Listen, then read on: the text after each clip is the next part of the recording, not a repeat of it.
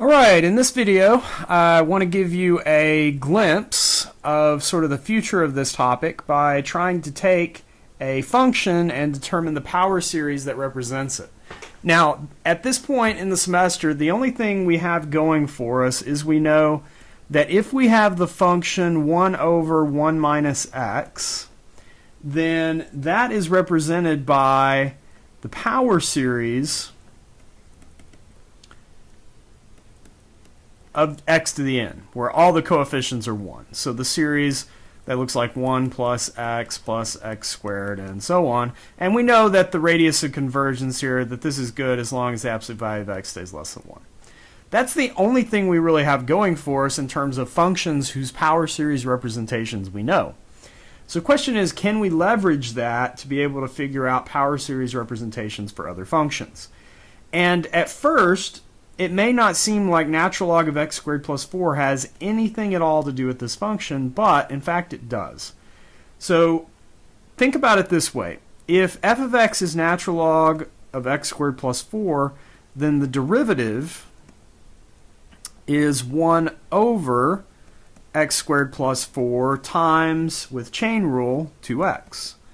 So I'd be looking at the function 2x over x squared plus 4, and if I wanted to write it in a form that seems somewhat similar to this, then I might manipulate it as so.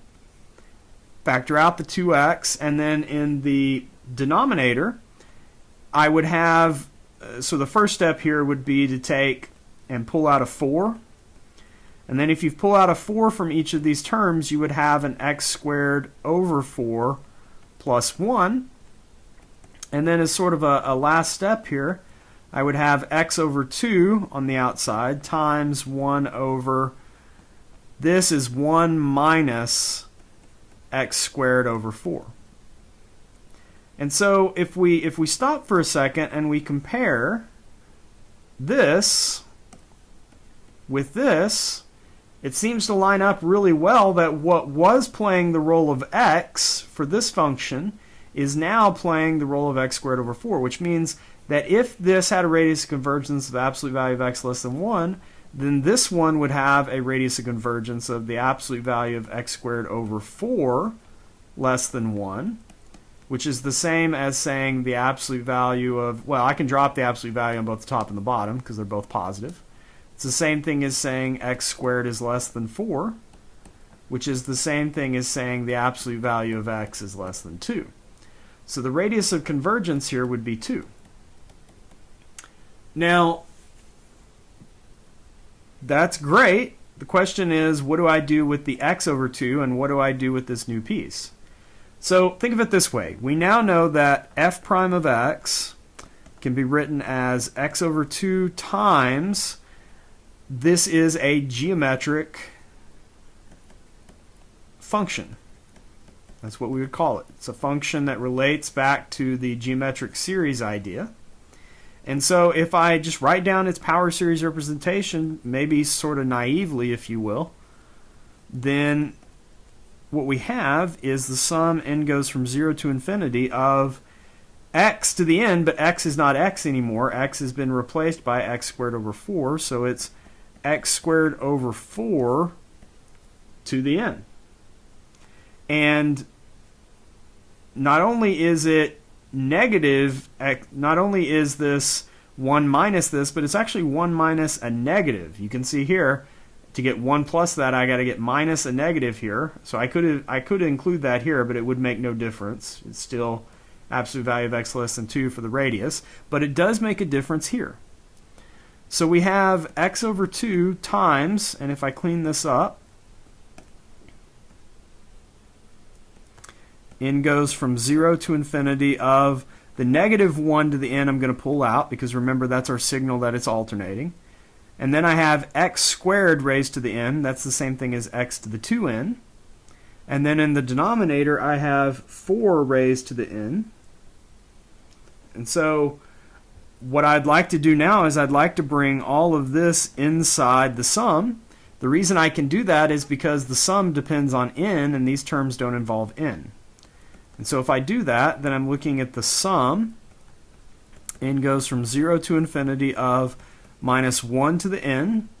X to the 2n times x is x to the 2n plus 1. And the 4n on bottom, if I look at it, I think of the 4n as being 2 to the 2n. In other words, 4 is 2 squared raised to the n is 2 to the 2n, and adding another 2 to that is the same as 2 to the 2n plus 1. And so I'm in really good shape with that sum as it is, but this is the power series representation for the derivative of the function, not the original function f of x. And so to find the original function f of x, I have to take the integral of f prime. And so I take the integral of this power series representation that I've obtained.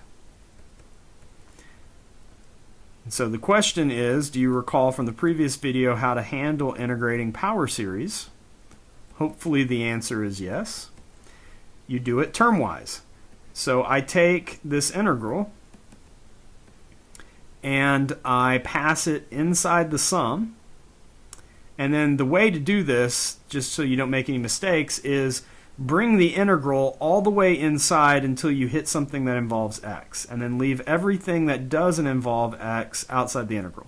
So for example, the integral gets all the way up to x to the 2n plus 1, and then the pieces of this puzzle that don't involve x, I'm going to leave outside the integral. So now as sort of a final step here, when I do the integration step,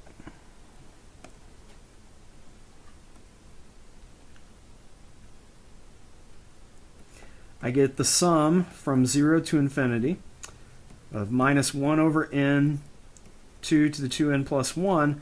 And when I take the antiderivative of x to the 2n plus 1, I get x to the 2n plus 2 divided by 2n plus 2 plus a constant.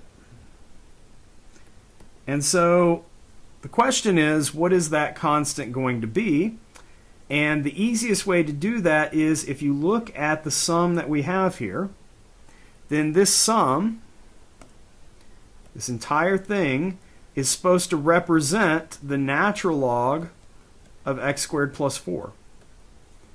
And so the radius of convergence here is 2, which means that I should get these two things to match up as long as I stay between the center point, which is 0. I can wander at most a distance of 2 in either direction. So as long as I pick a point between negative 2 and 2, these two things, these two expressions should match up. That's going to allow me to solve for c. In particular, if I get x equal to 0, so if I plug x equal to 0 into the series, you can see that that makes that entire sum 0. I get c. And so that basically says that the natural log of 0 squared plus 4 is equal to c, or c is the natural log of 4. And so as a final answer here, what we have is that the natural log of x squared plus 4 is equal to the sum from 0 to infinity of this power series we basically came up with.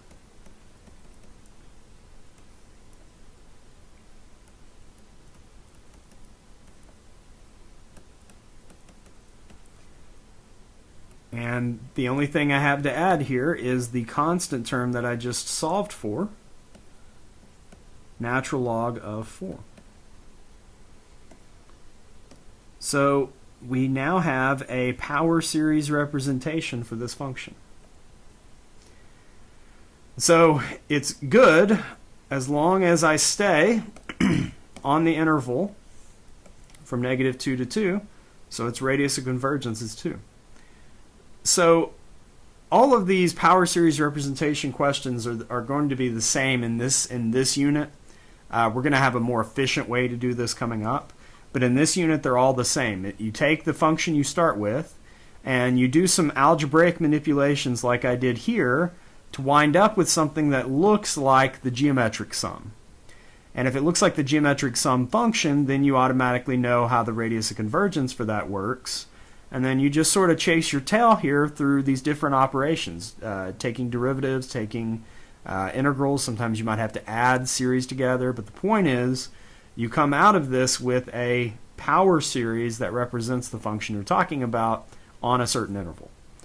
And so what's nice here is that as long as we can do this, we're okay, but it turns out there's not that many functions that this works for. We'll look at a couple more examples of this in class, but we're going to move on quickly to a topic called Taylor series, which is a more efficient way of doing what we just showed in this video.